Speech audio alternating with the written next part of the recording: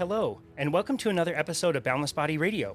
I'm your host, Casey Ruff, and today we have another amazing guest to introduce to you now. Marisa Moon is a national board certified health and wellness coach, a certified primal health coach master coach, an intermittent fasting instructor, podcast host on the Foundation of Wellness, and writer for the Primal Health Coach Institute blog.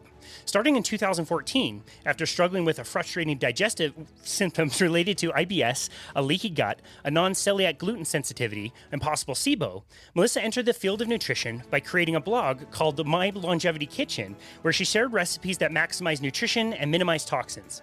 Today, Marisa helps busy adults put an end to the confusion about what's healthy by encouraging ancestral principles that help her clients stop worrying about diet rules and find food freedom. She has created a very impactful project with her online program called Intermittent Fasting Freedom, where members can cruise through a variety of learning materials that help them to achieve a lifetime free of yo-yo dieting and reach their goals of weight loss or weight maintenance and achieve more abundant energy. She is the author of the 2024 book, Not So Fast, the smarter, more gradual approach to intermittent fasting benefits that last. She came highly recommended from our former podcast guest, Maggie Stewart, and mutual friend of ours, and it is such an honor to welcome Marisa today. Marisa, welcome to the show. How exciting. Thank you so much. I got really pumped to meet you, Casey, after I saw the amazing guests that you've had. We have a lot in common, and we really look up to some of the best people in the field, I'd say. We know some amazing people for sure. Maggie is wonderful. She's an awesome human being. And when she made the recommendation and introduced us, like there's zero vetting that has to go on. We trust Maggie completely. And I'm like, yes, we're reaching out to her. And so it was so lovely to connect with you and so happy to host you today. Yes. Awesome. Awesome. It's a thrill. Thank you. Your book title is good. This is a little bit awkward way to start, but I'm going to suggest a new title since both of us really are fans of fasting. Your book is called Not So Fast. It's already been printed, but we're going to delete it and you're going to have to rename your book to be Fasting is the Best Thing Ever for Everybody all the time and everybody should do it. Working title. What do you think? Everybody should do it with my method. That's the problem is like, yes, I think intermittent fasting is amazing. Yes, I think everybody should do it, but at what capacity, at what speed? There really needs to take into consideration your unique circumstances, which are always changing even for you. And so this book is sort of like waking people up to the fact that we can't just look at this like another quick fix and we can't look at it like another personal challenge. We just need to hustle our way through. Power or will our way through is not going to work that way. Your body's going to fight back. Yep. Absolutely. That's why I love the way you approach the book, the way that you do.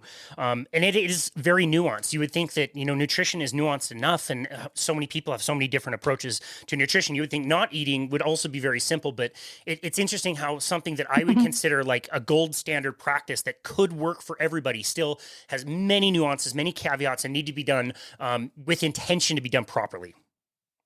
Oh my gosh, I had no idea that I'd one day be writing a book on intermittent fasting because even when I decided to niche down and specialize in intermittent fasting as a health coach, I thought, how long could this possibly last? How many questions could people possibly have about intermittent fasting? But it became almost immediately apparent in my one-on-one and group coaching experiences that there are a lot of reasons people have questions. And if they don't have the questions, there's a lot of reasons I'm urging them to reconsider, readapt, or, revise their plan. And so that book, honestly, it could have been two books. I mean, it's just so hard to be concise about something as complex as human health. And we're fasting to improve our health. So there's a lot to consider. Yeah, absolutely. Well, I was able to tell you offline, you were kind enough to send me your book and reading through it was really, you did an awesome job. It's going to be really helpful for people and you approach it in a really sensible way. Your acronym RESET is a really easy way to remember things. So I do appreciate that. We mentioned this a little bit in the introduction, but clearly you've gone through a health journey that led you to where you are today. Tell us a little bit about your past and what things you've had to go through with your own journey to take you to where you are today. Yeah, it's quite a bummer when all of a sudden, as an adult, you develop a food allergy or food sensitivity. I was like 28 years old and I'm like suffering with IBS symptoms, dating my now husband, but I'm dating him and I'm like, oh my God, like I don't even want to sit by him because I have gas or I'm like humiliated if I'm going to have to run to the bathroom. And, when you have IBS that's associated or like combined with diarrhea is like a really like just, I don't know, makes you feel very shamed and like disgusted with your own body. And he's a doctor, my husband, and he didn't know anything about this IBS situation or what could help improve it. And when I started looking into it, they say that the only things that they have to help you are certain medications. And so I was like, it's got to be something to do with diet. I don't know. My instincts just told me there has to be something I can do about that. I was always a foodie. I love food, love to eat, and into healthy eating, what I thought was healthy at the time.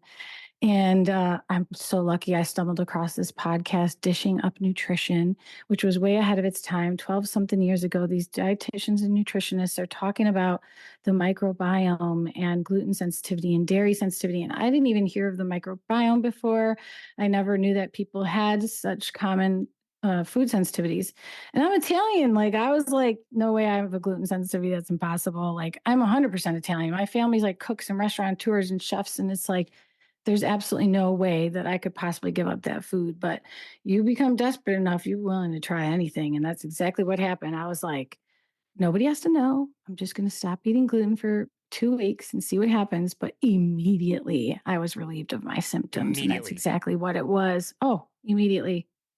Immediately. It was unbelievable. I mean, the first day you're kind of like, "Oh, wow, I don't really, have gas," or whatever the milder things are. But then 2 days, 3 days, you're like, "Oh my god, I haven't had any diarrhea or anything bad, no stomach cramps, no pains." And so it just became a journey after that. I that very experience led me to the paleo diet, and I started reading about the paleo diet and thinking, "Wow, this makes a lot of sense," because I just can't believe how much crap is in our food. And, I was lucky to have a father who said, I don't know what these ingredients are. You shouldn't be eating that. Or artificial flavors, artificial colors. You shouldn't be eating that. And he didn't have an explanation. He was just like, we don't know what that is.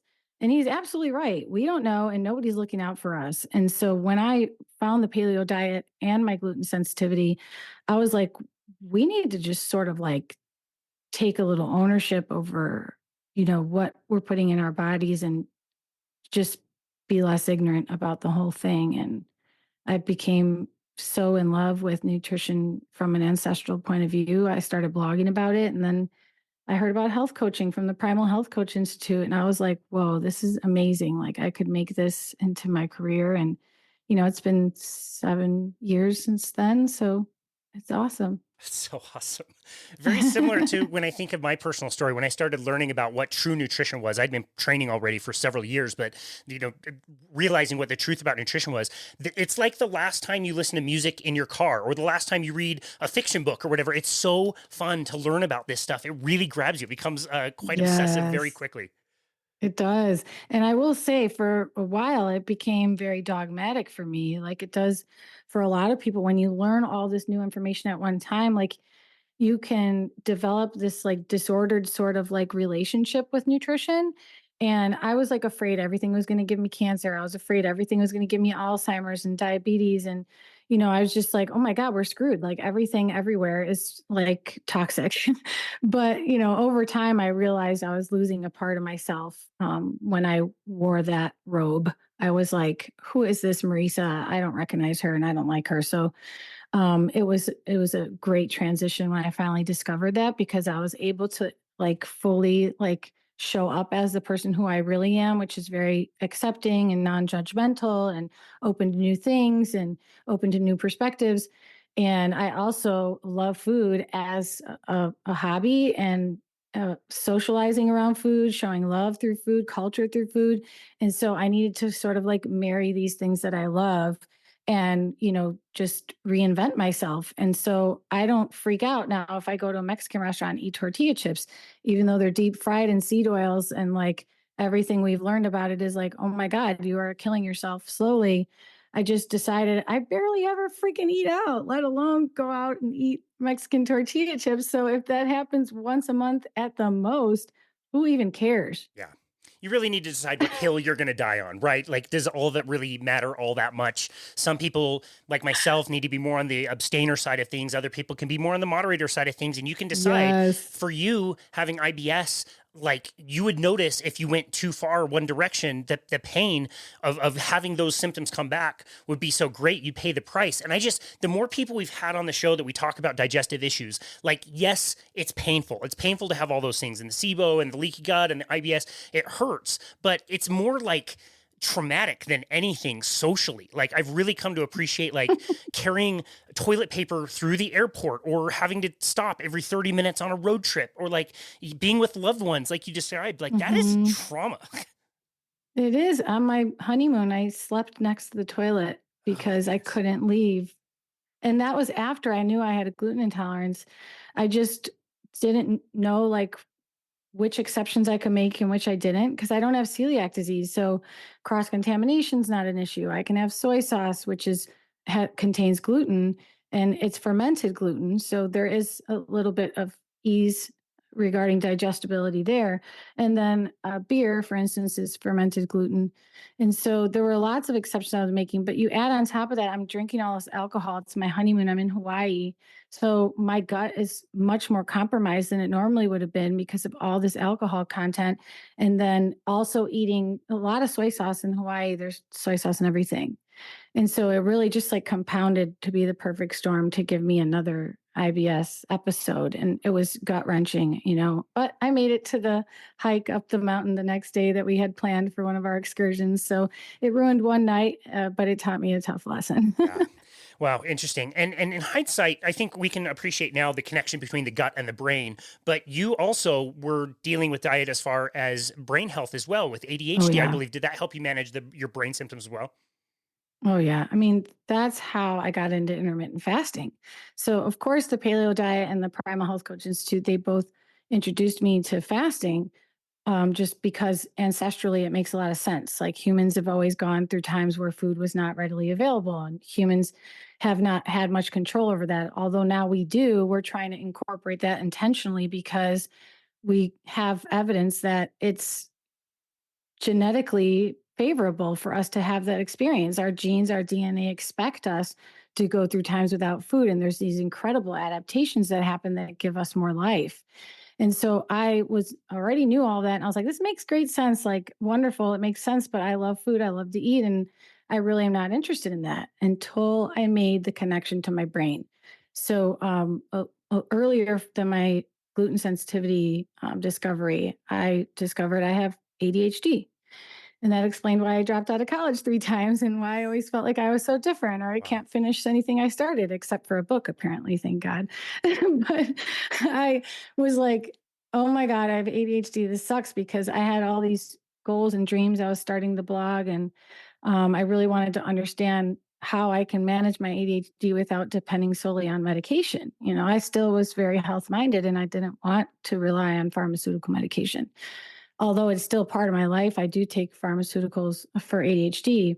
I just needed to figure out how to optimize my brain as best I could without that. And so I didn't depend on it. And that's when fasting just made so much sense. I was like, oh my God, fasting requires, I mean, your brain requires so much energy and resources and oxygen and blood flow, especially this critical thinking region in the brain, our prefrontal cortex.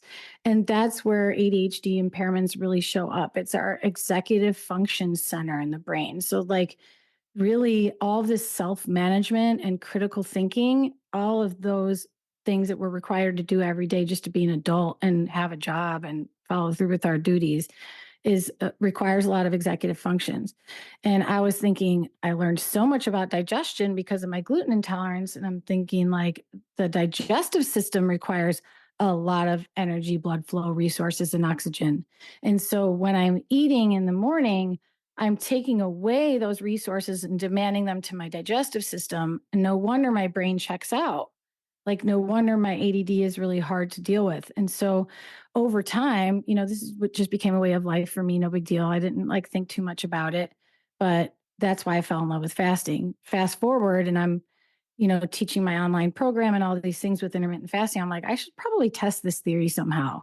And I found this psychologist, Dr. Sam Afara at Synapse Chicago, and he specializes in doing KEEGs or some type of EEG on the brain, where they do what's called brain mapping. It's like a 100-page report on the different energy and wavelengths in your brain centers. And he specializes in ADHD for that specifically. So I called him up and I said, can you brain map me to test this theory I have that my ADHD is far worse after I break my fast? And he was like, I'd be really surprised if that was the case, but okay. He was excited to try it. He just didn't think that was going to be the case. And so I went to his house. Actually, he was willing to do this like on the side because for both of us, it was like research. And I was fasting. And I was only like 14 hours fasted. I didn't take any ADHD medication, no caffeine. And he did a brain mapping session. And then I ate a salad with sardines and avocado, cabbage, tomato, and a homemade olive oil based salad dressing right in front of him. And then a half hour later, he did another brain mapping session. I got all these electrodes stuck all over my head. And he was like, oh my God, this is so statistically significant. I'm actually quite shocked, but you were right. You're much more prone to distractibility, depression, irritability, mood swings, your energy lows.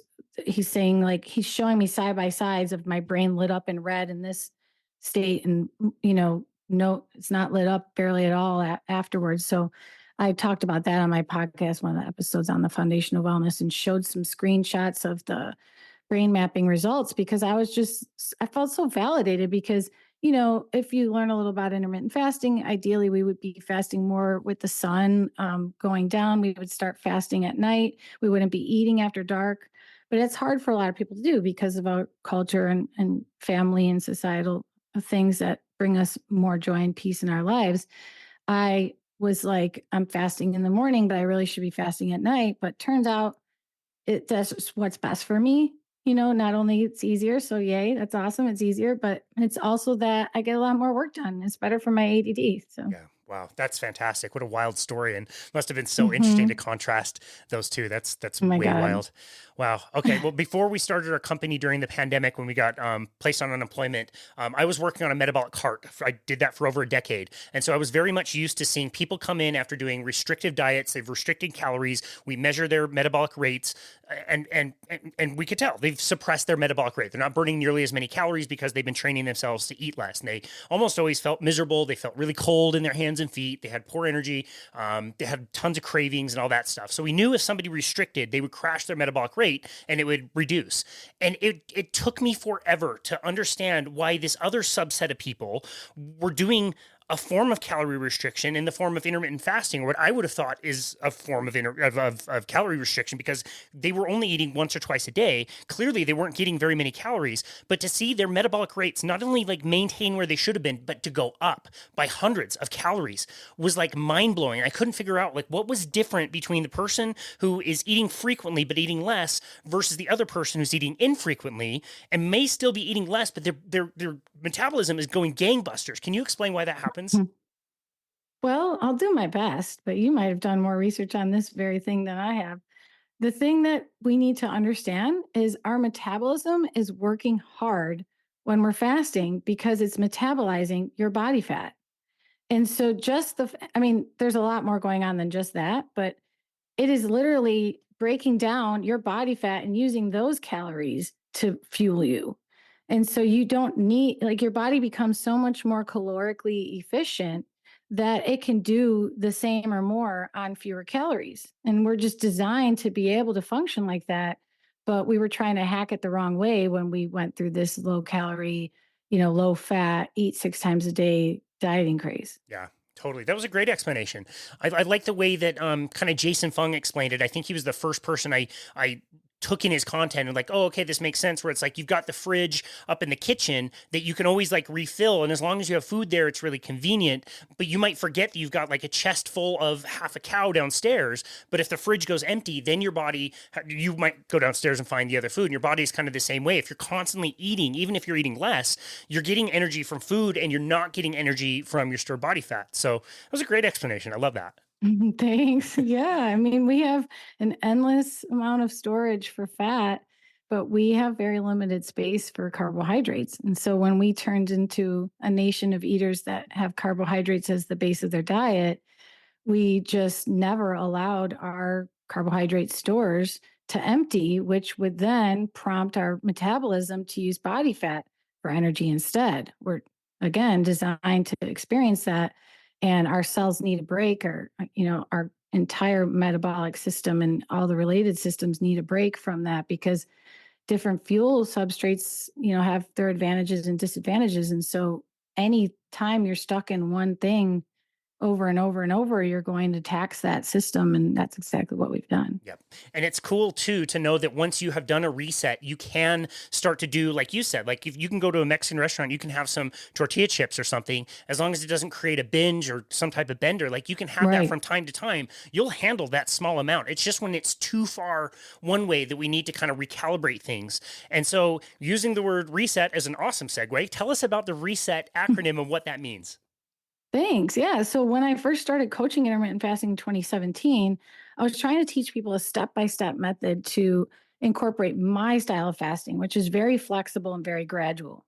And again, because of my ADHD, that's how I did it. And I noticed all these people trying to do intermittent fasting and thinking like keto flu is normal to experience, or, to get headaches or constipation, or just be hungry all the time and starving. I'm like, that's not what happens the way I teach it. So that really made me realize that this message needs to be shared. I came up with the reset method. It's an acronym to describe the phased approach that I think anyone can and should try incorporating some intermittent fasting in their life. And it will be safe and it will be comfortable using this approach. And fasting, let me just start by saying, should make you feel better, not worse, ever. So that's a sign that you're doing something wrong for your current circumstances. So if you're ever trying to fast and you're starving or uncomfortable, have headaches, you're tired, you should never be tired during a fast. You should have so much more energy. And so the reset method helps people train their metabolism and literally their DNA to get back into this metabolic flexibility, which is what we're trying to achieve. And so reset, the acronym, each letter stands for a phase. R is reduce carbs. E is eat nourishing foods. S is start with 12 hours. The next E is extend your fast. And the T is thoughtfully adapt. And so those first three phases, reduce carbs, eat nourishing foods, and start with 12 hours, they really help each other and help you have an amazing experience when you're first starting to make this change, because they all work together to make fasting more comfortable and to train your metabolism to learn how to eventually use body fat for energy. And so we gradually start. You don't just start with a keto diet. That's not what I mean by reduce carbs. By all means, if you're used to it or you've done a keto diet, fine, you can start there. But most people, when they're first starting, they're eating over 200 grams of carbohydrates a day. Easy. And so, so to all of a sudden go down under 100 grams a day can be quite a shock to your system and might make you feel like crap. And it's also a shock to your GI tract. Like your microbiome is going to be greatly affected from too drastic of changes that you rush into. And so there's so many benefits of gradually working your way to reduce your carbs. And while you're doing that, you inevitably need to eat more nourishing foods. Focus on more nutrient dense foods, because what's going to fill your plate, or how you're going to build a meal when you don't have all of those carbs anymore. You have to retrain yourself. You have to learn how to eat differently, and you have to start incorporating this into your schedule. So starting with 12 hours is a comfortable, safe place for everyone to start. I mean, when we get blood work done, we have to fast 12 hours, right? When we get surgery or something, they'll say don't eat for 12 hours before. And so we know everyone can do this, but for some people, it's a wake up call, because 12 hours, they're already uncomfortable. And it's a great place to start. Then you're gradually working towards adding a half hour. Usually in the beginning, you don't want to add more than a half hour at a time because of the situational things that makes this complicated. You're going to have to be prepared to break your fast at a certain point. But a lot of people think fasting means they don't have to think about food anymore. And so when it's time to break their fast, they'll be like, shoot, I didn't plan anything. I guess I'll have this snack, and I guess I'll have this protein bar, or I guess I'll just keep fasting. And that's the wrong way to do it, because you're ultimately, what we're trying to avoid is making you feel like crap, number one, and making you act out of behavior like that is ideal for you. So acting out of the ideal behavior might be overeating or binging as soon as you finally do break your fast, or running to Chick-fil-A because you like are now so voracious that you're being compulsive and you're ordering something that's not even ideal for your health. So if you take your time, you can realize all of the shifts in your lifestyle that need to occur before you start extending your fast, which is the next E. So you don't move up to the next increment of your fasting window until you're comfortable and effortlessly fasting at the current window. So if you're fasting 13 hours, no problem, that's excellent. Try to do that through the weekend too. Make sure it's not situational variables that are making it easy. Like when you have a lot of meetings that day or you're running around a lot of errands, it can be a lot easier to fast. But maybe on the weekend, if you're having a lazy weekend with the family, you're like, oh my God, I'm watching the clock this whole time. 13 hours feels like forever. That's a sign that you might want to go another week and wait until you really get comfortable here before you ask your body to adapt again. Because each time you increase, your body has to adapt to that new level of stress. And so do you. So that's essentially how everybody can get started. And the T, thoughtfully adapt, is how you minimize setbacks and plateaus, but how you make it into a long term lifestyle. Yeah, I love that. I think that's so important to include in the conversation how you're going to implement this long term. If we go back to the starting, the first one, reduce your carbohydrates. What are some practical tips and tricks for that person who maybe is eating 200, 300, 400 grams of carbohydrates a day? Are they focusing on different types of carbohydrates? Are they, how gradual do you want them to be moving through that phase? Yeah, good question. I mean, a place to start if you're not already watching, let's just say watching your carbs, it can be a really big change. And so, first place to look is, are you having sweetened drinks? Are you having something that contains sugar in your morning coffee? Are you having something that's sweetened like artificially or with chemical sweeteners, like a lot of sugar free coffee creamers are? Because those got to go. That's a big step for some people alone. And in my book, you probably saw, Casey, there's two ginormous chapters on coffee because there's literally like so many things that you can do to make your coffee taste amazing. And there's also so many things you can do to screw up your fast because your coffee, but you don't need to have black coffee and water during your fast. So I have plenty of ways to show you how to make coffee still enjoyable, but that alone is a big leap for some people. If you're drinking sweetened drinks, you're drinking diet drinks, even, you want to be really careful and learn about those ingredients and figure out how those are leading to your appetite and carb cravings. But let's say you're doing that, you're doing great in that area. You're going to just try one meal a day that doesn't have bread, pasta, rice, or flour based foods.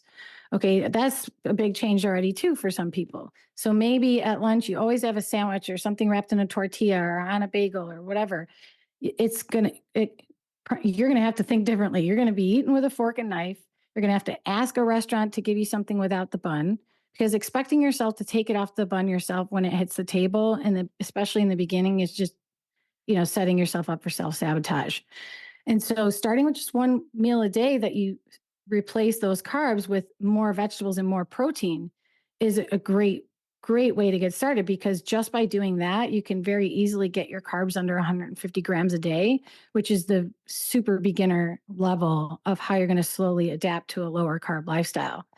If you're under 130 grams of carbs a day and you're doing like 12 to 14-hour fasts, you're already going to be gradually training your body to not depend on carbohydrates so much. But without exercise, you're probably going to need to bring it under 100 grams of carbs a day to really achieve that breakthrough. So I usually tell people when you're around the 14 mark, like 14-hour fast and up, then we're bringing those carbs under 100 grams. And that's when you're going to get closer to being more effortlessly fat burning and metabolically flexible. And then over time, if fat loss is your goal, or you really want to achieve that next level of optimization, you would try to keep your carbs under 50 grams. But that's pretty advanced. That's a complete lifestyle overhaul. And everybody, we have plenty, thousands of people we each know that have done that successfully and love it. It's life changing. It's tremendous. And I think everyone should experience what that feels like because one of the most remarkable things about it is you're not hungry anymore. Yep. It's like the most welcome thing that ever happened for me. I was like, I never thought that I could be free from the grips of my relentless appetite. I just could eat and eat and eat and eat forever. I would eat until I couldn't breathe anymore. And I would say that. I would literally, after I eat, I can't breathe. I can't breathe. I'd unbutton my pants. In my family, it was like a normal thing. We'd lean back, unbutton our pants. It's so ridiculous when I hear myself say it, but it was a way of life. Now that I see what it's like to live without, I'm hungry, I think about food just like anyone else, but that's because food's interesting. Our brain loves food. Like we are wired to seek it out, but I'm not hungry. I don't remember the last time I said I'm starving, and I feel so much freer like It's that. it's so awesome, and you take it for granted after a while of what that used to feel like, and the idea of like, for example, going on a trip and you're just not tied. You go do stuff, go paddleboard, and like go Yeah. explore a city, and it's like if you come across food, like awesome, you can stop and eat, but it's not Yeah. like we're planning our breakfast and then the breakfast snack and then the lunch, and like so much time wasted centered around food. The food freedom, I think, is so underrated. Oh my God, me too. It's one of the most immediate benefits. I will say that in the group programs I've ran, I have people who are not interested in intermittent fasting or who don't want to go low carb. Maybe they've had experience in the past and they think it's not going to work for them. I'm like, just trust me that the reset method is going to meet you where you're at, and we're not going to push you to keep going if you don't feel better. And every single person who tried it felt better, so they wanted to keep going. So just start with 12 hours, try replacing one meal a day and those sugary drinks, um, to reduce your carbs gradually, get under 130 grams of carbs a day. And in just a matter of 2, 3 weeks, you're going to notice like you are thinking a little less about food, or it's easier for you to stop, halfway through the bag of chips than it was before. Okay, well, you've already mentioned something that is going to start a fight between fasting experts. I've had people come on my show and say, absolutely, this is the hill that I'm going to die on, and it's coffee. Oh God. I still to this day, I do fatty coffee. So I have less than I used to, but I have, typically about 3 cups of coffee with maybe 3/4 of a tablespoon of, grass-fed butter. I do MCT oil and I do salt in my coffee. And I find that that's a nice little mix. It's kind of more savory. I don't miss the sweet. I notice mental benefits, especially with the MCT. And so I continue to keep it in. I question whether it's necessary, whether it could potentially be causing any harm, if I could be leaner by eliminating some of the fat. Again, some fasting experts, this is exactly the hill that they would die on. And they tell people, like, no, you Mhm. are getting rid of fatty coffee. You're drinking your coffee black. You've got a different approach to that. Maybe you can reiterate that. Yeah, boy, do I. First of all, I discovered fasting through bulletproof fasting. So the bulletproof diet, coined by Dave Asprey, and bulletproof coffee, he was emphasizing we should fast with bulletproof coffee because these fatty acids from bulletproof coffees made with unsalted butter and MCT oil, which is a fractionated version of coconut oil. And Dave Asprey just figured out through a series of experiences of his own and a little research that our cells can release more fat when they are sent these certain signals from the foods that you ingest, but in the absence of carbs or protein, you are not triggering insulin, and so you're still in a fasted state, and your cells get ketones readily, even if your body's not effectively making ketones yet. So you're not fat adapted. You're not even eating low carb yet, but you're providing ketones thanks to the MCT oil. And both of those fats from the butter and from the MCT oil can send signals to the brain, signals to your metabolism and your mitochondria that they have what they need to keep producing energy at an impressive rate. And that even includes metabolizing your own body fat. And it's complicated. I mean, it's not like I have all the science memorized, but I just can tell you, I've been coaching people for so many years now using this method. And there are a handful of reasons that cannot be denied that people should consider starting with bulletproof coffee when they're first trying intermittent fasting. And that's because it's effing delicious, first of all. Okay. If you make it the right way and you blend it in a blender, and don't use powdered MCT oil or powdered butter or any of these like fancy things you can buy at the store now, just get the original recipe, bulletproof coffee, make it with real butter and MCT oil liquid, and start very small with the MCT oil, just 1 teaspoon, because your gut has to get adapted to MCT oil. It doesn't get absorbed through metabolized the same way that other fats do. And so it can be like, have this osmotic effect and make people have the runs when they're drinking their coffee, which is already something that gives, little signal to go to the bathroom. But anyways, your gut adapts to it over time. So you could start with like 1 tablespoon of unsalted butter and 1 teaspoon of MCT oil, and you blend it in a blender, holding the lid down so the heat pressure doesn't make it explode out of your blender. and it's going to taste like the best freaking latte you've ever gotten from Starbucks. If you need it sweet, just use stevia, but do not use stevia without reading the ingredients, because so many BS stevia products are out there now that have sugar in the freaking ingredient list, or they have dextrose in the ingredient list, and that's sugar.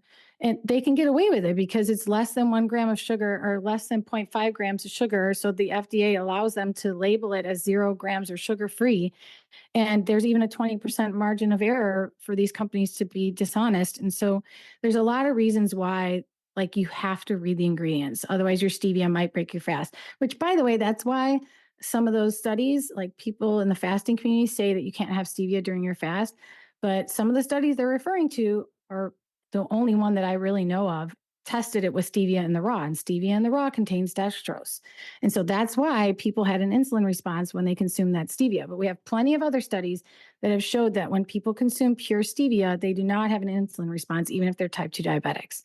And so, like, you can make an incredible coffee that makes you look forward to your fast and tastes like the best thing you get at a coffee shop, and you're not breaking your fast. So the point here is you are making this enjoyable so that it's something you want to stick with and continue adapting with. And so you start with 12 hours and you can have this amazing coffee. You're going to have energy and you're not going to be hungry. That the coffee, that's another benefit of having bulletproof coffee, is it really quells hunger signals that can be experienced by people who are new to these changes. And it gives you something to look forward to. Like I said, over time you can change that. I'll tell people, like, let's start with the stevia. If you love it, we could always pull it out later. Like, some people, just having something sweet or something fatty in the morning, especially certain women, it can be triggering for hunger for them, whereas for everyone else it's an appetite suppressant. It satisfies their brain cells, but there's certain people that as soon as they have something, it's like opening up the floodgates, and they're like, what else can I have? What else can I have? That's a very individualized thing. But I've had women in my intermittent fasting freedom program lose 20 to 40 pounds doing bulletproof fasting. So, I mean, not the official bulletproof fasting way, but having bulletproof coffee while intermittent fasting, like through the whole freaking thing. And then they're doing 16-hour fast with bulletproof coffee and they're still losing 30 pounds. It's amazing. Wow. And so that's just one, of the exceptions that I explain in my book.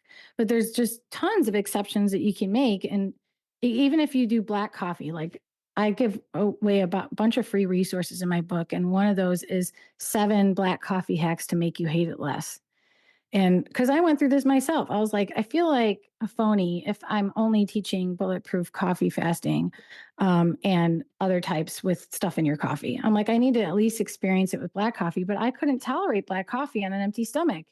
It made me have this like burning sensation in my chest. Yeah. It's hard to explain. It's not like acid reflux, but it's very similar. And I didn't know what the heck was going on there, but I tried having apple cider vinegar before I drank my coffee, and bam, immediately I don't have that problem anymore. So I would just mix 1 tablespoon of apple cider vinegar with about 4 ounces of water so that it's still tart and tastes vinegary, but it's not so acidic that it can, ruin my esophagus or my tooth enamel, stuff like that. So I would just have that shot in the morning while I'm making my coffee, and then drink my coffee as normal, my black coffee, and then have none of that burning sensation. You can also use digestive bitters. Those are 2 of the hacks on that 7 hacks to make your black coffee, or to make you hate it less. You can also blend it in a blender, just plain. You're aerating it, so it makes it taste creamier. I mean, there's a lot of things you can do. And first of all, if you're going to try to switch to black coffee, you're going to notice how much your coffee sucks. Totally. You don't know it sucks right now because all the stuff you put in it. But once you take all the stuff out and you try to drink it black, your coffee probably tastes nasty. And so, I learned that too. I found a coffee that was absolutely delicious black. It makes all the difference. But if I use my Nespresso machine, Nespresso is supposed to be like the most amazing. But if I use that one, my coffee by itself tastes like crap. But if I use this like organic Arabica, one that I grind the beans myself, do a French press, it tastes amazing black. But there's plenty of things like that. Well, you know. that's awesome. I really love that approach. And one of the main criticisms when, quote unquote, the keto diet was getting really popular is like, you're never going to have good health results when you're eating piles of bacon and you're melting sticks of butter in your coffee. And it's like, okay, first of all, I've never seen anybody eat piles of bacon and melt Yeah, sticks of coffee or butter in their coffee. Like maybe a tablespoon or two, but nobody is like taking an entire stick and melting it in their coffee. I So, know. That's so true. like, come on. Okay, so I really appreciate that insight. It's something you hear a lot about, and so I think our audience will appreciate that I as well. know, it's so exhausting. Like, let's just face the facts here. Anytime throughout history that humans were fasting or their body was in a fasted state, they would touch, like, snack on or nibble on anything they crossed on their paths. Okay, so fasting doesn't have to be this rigid black or white thing. That's not how humans have always experienced fasting. And then we also have experts like Walter Longo, the world's leading fasting researcher, who's created Prolon and the fasting mimicking diet. I mean, I don't agree with everything Walter Longo says because he's like a plant-based advocate, but that just happens to a lot of researchers because all they do is look at the research and they don't look at real life. But um, he has meticulously tested these products that are in his fasting mimicking diet, Prolon set, that allows people to stay in a fasted state, does not trigger insulin and does not turn off fasting pathways, does not disrupt ketone formation, even though they're eating something that contains a few grams of protein and 10 grams of carbs. Like, how is this possible if what everybody else is saying is true? Well, it's possible because your body has nutrient sensors that helps it weigh the pros and cons of turning off all of these fasting pathways. Like, making that metabolic switch from being in a fed state versus a fasted state, your genes are like turning all these switches on and off to change how it's going to metabolize things and how it's going to have energy. So when it's in a fasted state already, if you introduce something small, like you just happen to have like a blueberry, people would ask me, "Oh, I was making my kids lunch and I accidentally ate a blueberry. Did I just screw up my whole fast?" I'm like, "No." I'm like, first of all, whether you did or didn't, we're not going to have the data of this very situation to know exactly for sure. But second of all, no, you did not, because your body doesn't require much insulin or much glucose, if any, to handle this situation. And it's not going to turn off all your fasting pathways and metabolically switch you over, turn off all those genetic switches, because that is energy intensive in itself. And that one blueberry is not enough to tell your body to, that it has what it needs.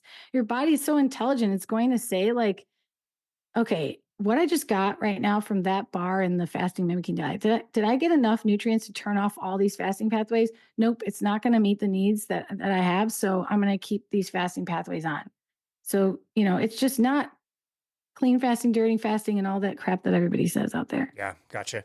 Well, I appreciate that. That's great. We're not going to have time to go over every single acronym, but I did want to ask you about the second one, which is eat nourishing foods. You mentioned a plant based diet. What to you are nourishing foods? Well, I mentioned a plant based diet just because it's trending like crazy and because there's a lot of misinformation out there.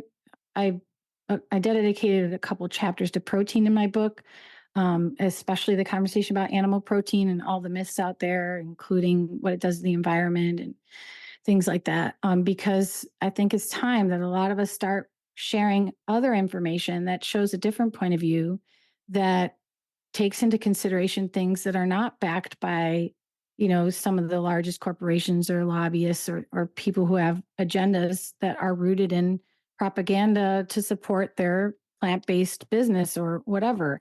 I think it's tough conversation to have, but I will say a very few percentage of our population has the right genetics to sufficiently meet their nutrient requirements through a plant-based diet. Okay, plain and simple. I think we have all the evidence we need that humans have always had an omnivorous diet, and any group of indigenous people in this world today would laugh at us trying to fix our health by being plant-based, because they have such wisdom and understanding of where we get our nutrients from that they would think that's hilarious that we think we need to remove animal products, because to them that is the most life-giving thing that they can potentially access for them and their tribe to continue to thrive. And so we have sort of lost this common sense understanding of where food comes from. And one thing to understand at the base of it is that we are part of a big cycle of life. And we, as humans, eat ruminating animals, for instance, the meat of a deer, known as venison, the meat of a cow, known as beef. We eat the meat of ruminants because ruminants means they're grass grazing animals. They ruminate and they have a rumen in their stomach, and it's an extra stomach that we don't have that's churning these ingredients and allowing them to absorb nutrients from the grass and from the plants and seeds of grasses that we never could. We don't have that capability built into our biology, but those animals do. And so when we eat the meat of those animals, we eat the converted plant nutrients, the plant nutrients that we can't convert ourselves. And so, even though we have a messed up food system, and I agree that most of the farming methods are a disgrace, I do not support those farming methods. I buy my meat from regenerative local farms, which again, I understand is not equitable or accessible to all. But this is about is this about our individual nutritional needs? Because if it is, you need to wake up to the fact that your body is most likely to require animal protein to have a complete diet and for you to thrive. Most likely. Okay. You're going to hear stories about people, miraculous people who can, build all these muscles and stay really healthy on a plant-based diet. But I'm telling you, that is probably 1%, 10% of the world maybe has the genetics that you need to convert a lot of the plant nutrients into the bioavailable ones.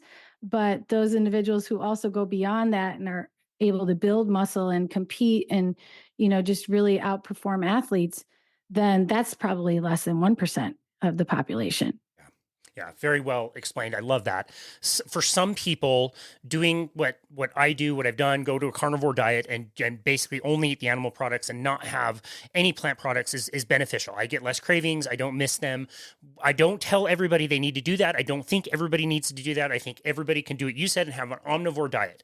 In your experience, I'm a little biased because again, I'm coming from the carnivore space, and we get all the stories of people that did go through the oxalates and the lectins and the phytates. In your experience, what are some signs and symptoms that somebody might have too many plant foods in their diet and may need to reduce even further? Is that something you see quite a bit, or is it? Oh, yeah. Do you think it's overblown? No, one of the most common things I see is SIBO symptoms. So if you're bloated and have gas, or you're uncomfortable, and bloated is really like the only way I know how to describe it. But I mean, if you're bloated or have problems with gas after you eat, it's very likely that you have an overgrowth of bacteria in your small intestine, and that certain foods, even healthy foods like onions, garlic, avocados, almonds, asparagus, apples, are feeding these overgrown populations of bacteria.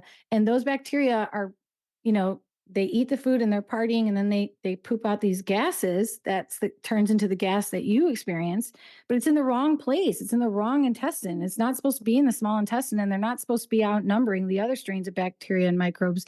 So it's a problem. It's an overgrowth, and it's in the wrong area of your GI tract. So a lot of people have to lean off of onions. And that is like, I think in a lot of like traditional cultures and styles of cooking, they're just like, oh my God, like there's no way. But you have to figure out for yourself if it's cooked onions or raw onions.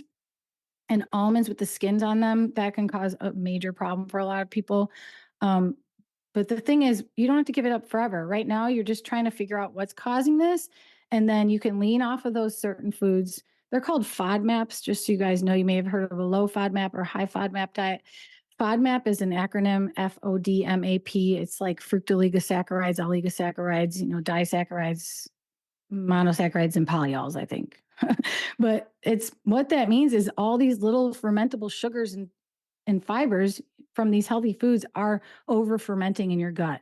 And so I had to go through a low FODMAP diet. I've had to help a lot of clients with that. But the cool thing is, once you figure out which ones are the ones that are causing a problem for you, it's not all FODMAPs. Like I just had to figure out, okay, for me, it was like almonds with the skins, onions. And if I had like way too much asparagus because I love asparagus. So I would eat a whole bundle by myself. And oh, that was a bad idea for me. But it's not forever. Once you change the microbiome population, balance, then you're able to reintroduce those foods without much problem. But back to your question, like what I see when people are having too much plant foods is, first of all, I already know without question if they're having too much of a certain food, if they're eating the same foods all the time. You cannot just live your life eating the same foods all the time and expect to have increased or optimal health. And this is because it's the same reason why we need to be omnivorous and not just plant-based or not just carnivorous forever, is because certain food groups or certain foods, for instance, have different nutrients than other foods, even if they're similar. And foods have certain toxins in different levels compared to other foods. But then we expand on that when we say animal foods have these benefits that we can't get from plants, and plant foods have these benefits we can't get from animals, and vice versa. Animals have these toxins that we don't see when we're eating plant foods, but these plant foods have so many toxins. And so diversity in your diet is so insanely important because it diversifies your gut.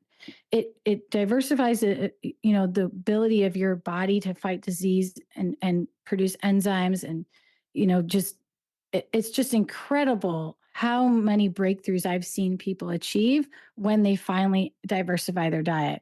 I used to coach in this group program called My Six Method with Adrienne Hanover, a fitness nutrition specialist who founded that program. And she did some little N=1 research and then ran it in her group program that people who didn't diversify their diet in her fat loss program didn't see as great results as people who did. And so if they're eating eggs every single day, they were eating chicken every single day, those people didn't have the same breakthroughs as the people who switched it up and went eggs, chicken, salmon, pork, beef. And so she's like, it would be like double the results that these people would be able to achieve. And to me, that was really validating because our ancestors always had hundreds of different plant foods in their diet, and most of us have maybe 20 if we're lucky. And a lot of the plant foods we're eating are not even necessarily vegetables. They're really high sugar fruits that have been hybridized and do not at all represent the fruit from which they came. We have vegetables like corn. That's not a freaking vegetable, you guys. That's a grass seed. It's a grain. And unfortunately, that's on the list of top 10, 11, I should say, vegetables that we eat. And it's potatoes and green beans and, just not enough variety. And so it's a big leap. You're going to notice changes right away. Like right now, if you don't like salad, if you just like slowly, gradually over time, like start eating a little more salad here and there, you're going to start to crave salads and love salads. Anything that you eat a lot of, your stomach is going to start craving. I mean, your gut is going to start craving. Your microbiome is literally dictating the foods that you crave. And so if you're eating peanut butter every day, you're going to freaking crave peanut butter every day and become addicted to it. But the same thing, if you eat salads every day, you're going to become addicted to salads. It doesn't mean it's necessarily a good thing, but one of the cool things about salads is you can do cooked food and raw food, fermented food, and you can have all different variety of lettuces, all different bases. Like, it can work for you and meet you where you're at and allow you to eat seasonally and diversify your diet really easily. But I do believe that cooked food is, for most people, far more advantageous because it's easier on your GI tract and we can absorb those nutrients more easily. Yeah, I agree with you. I think that's a very reasonable answer. And one of the things that I really love about your book, which again, since we didn't have time to go into all the content for the listener, go to Amazon, get the link, go buy it. It's a great book. You won't regret it. It's really, really good. Thank you. There on screen. You did such a good job with it. And the thing that I appreciate the most about your book and this conversation is it is very welcoming to a whole bunch of different people and different groups and people that are having like different approaches in their diet. It can work with all of that. Is that what you're most proud of when you think about like the book and the content you've made? Is that something that Oh my you get pretty God. excited about? Yeah, dare I say I'm proud of that being who I really am because, like I said, I was lost for a minute there when I was first given all this information and I was losing myself. But now I'm into something called human design. I don't know if you've ever heard of it, but it's freaking amazing. Okay, good. And Gene Keys is another incredible book in that same sort of category. And it really helps you use these like ancient systems to determine, based on where you were born and when you were born, which personality traits and gifts and skill sets are innately you. And I'm one of the lucky ones that when I learned what my gene keys were and my human design was, I feel like it makes perfect sense. And it's parts of myself that I either didn't value, which is very common because you think they're just normal or like not special, but they're extremely special. Or they were parts that I didn't really uh, recognize were there. But now that I know they're there, it's empowered me so much to celebrate them. And one of those gifts is acceptance. I am extremely accepting person. I do not like having to choose sides. And not only that, I don't even think it's usually helpful because if we're trying to choose sides, then we're, combating. We're deciding like, I either need to convince you to be on this side or I need to fight you from trying to get me to go to that side. But if instead, even with the plant-based community, like if we think about all the things that we have in common, we really can help everyone we're trying to help. We can diffuse this confusion around what's healthy, which is my mission. I want to help people end the confusion about what's healthy because it's really, to me, rooted in ancestral health and then enhanced by your own personal values. And there's always going to be people who have personal values that lead them to a plant-based diet. There's always going to be people who have personal values that's going to lead them to a carbohydrate heavy diet. And I'm going to work with you on managing those priorities because you need to have sort of like a hierarchy of values and priorities in your life that may be ever changing, because right now the most important thing might be you getting this promotion at work and making sure that you're honoring your faith with God and that your family is taken care of. And sometimes that gets in the way of you getting enough sleep and you eating the right foods and making time for exercise.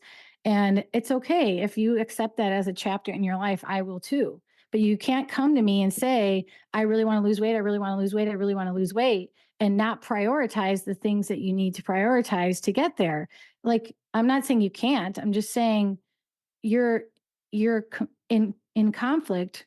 The things that you say are in conflict with the things that you are doing. And it's important for us to recognize that and consider if this is a season where health is not your biggest priority. Yeah. Wow. Well, that is a lovely answer to the question and a lovely way to close this conversation. Marisa, this has been awesome. I know this was a total flyby on your content. So many avenues we could have gone into, but I appreciate this conversation. It's been really awesome and definitely learned a lot. Where can people go to find you and connect with you and your work? Thank you so much. Well, I'm at marisamoon.com, and the book is on Amazon. It's called Not So Fast, The Smarter, More Gradual Approach to Intermittent Fasting Benefits That Last. And even though it's a gigantic 400 and something page book, I can say Casey will back me up on this. It's extremely readable. It's that long because even at the same exact word count, I could have made this book 300 pages, but I decided to add a lot of white space, a lot of bulleted lists, and make this as readable as possible. As someone with ADHD myself, I wanted to make this topic that can be overwhelming into something that's very inviting. And I've had plenty of people say, I feel like you're reading this book to me. When I read these words, it's like you're talking to me. That's why there's a, SHIT word in there a few times in the introduction. I'm like, people better know what they're getting into. So I hope that you will check it out as a listener. I'm on Instagram. You can find me at Marisa_moon_. And that's where I spend probably most of my time. I'm not one of those health coaches that's trying to build some massive business or charging people up the wazoo. I try to make my coaching very affordable. There's always 30-minute impromptu coaching calls you can book at marisamoon.com with me. And I don't run Intermittent Fasting Freedom anymore because I turned that course into a book. So maybe in the future, I'd like to collaborate with someone to come up with an online program, but I'm done doing it all myself because it is a lonely business being a solopreneur. And what I'm really trying to do is help people with their health, not become a tech expert or a video expert or all these other things required. So if anybody's hearing this and thinks we'd make a good team, please do reach out. And I'm always available for coaching and love to help you on your own journey. Reach out to me then. That's awesome. I'm sure people will be reaching out. That's fantastic. It's funny that when you start a business, the things that you don't ever think you'd ever be interested in have to learn how to do, like accounting and the social media stuff and all these things I'm doing now that I never had to think about before. Well, again, Marisa, thank you so very much for taking the time to create your content and taking the time to be on our show today. It was really educational. We really, really appreciate you. Awesome. It's been a pleasure. I hope we can do it again sometime. Absolutely. Let's do this again. And this has been another episode of Boundless Body Radio.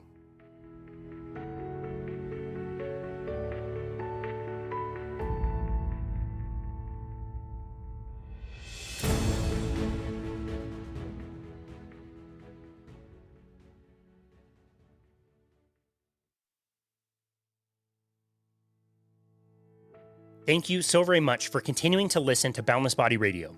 As 2023 has come to a close and we're starting another new year in 2024, I always try to reflect on not only the direction that we want to go in the future, but also how much we have grown in this last year.